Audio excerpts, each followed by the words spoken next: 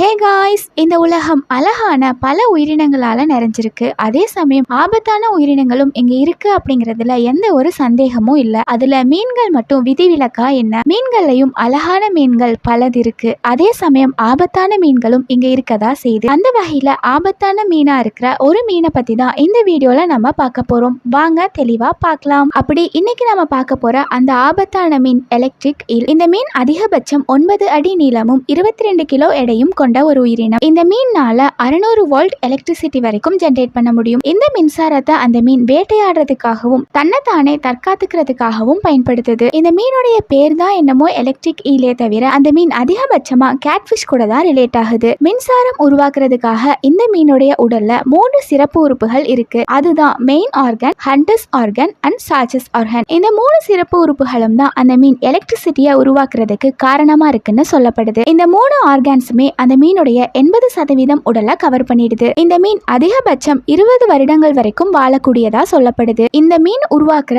அந்த 600 வோல்ட் மின்சாரம் மனிதர்களையும் சுலபமா பாதிக்க வைக்கக்கூடிய ஒன்னாதான் இருக்கு. ஆனா இந்த மீன்கள் பயமா இருக்கும் போதுதான் இந்த மாதிரி அக்ரெசிவா நடந்துக்கும்னு சொல்றாங்க. அதே சமயம் அந்த மீன் உருவாக்குற மின்சாரம் அந்த மீன் வேட்டையாடுறதுக்கும் பயன்படுத்தப்படுது. இந்த மாதிரி ஆபத்தான மீன்கள் இன்னும் நிறைய இருக்கு. இது அதுல ஒரு மீன் மட்டும்தான். பின்னாடி வர வீடியோஸ்ல இது மாதிரி ஆபத்தா இருக்கிற மீன்களை பத்தி இன்னும் நிறைய பார்க்கலாம். இதை பத்தி நீங்க என்ன நினைக்கிறீங்க அப்படிங்கறத கமெண்ட்ஸ்ல சொல்லிடுங்க. இதே மாதிரி இன்னும் நிறைய வீடியோஸ் பார்க்க நம்ம சேனலை சப்ஸ்கிரைப் பண்ணிக்கோங்க. நம்ம சேனல்ல டெய்லி நியூ வீடியோஸ் வந்துரும்.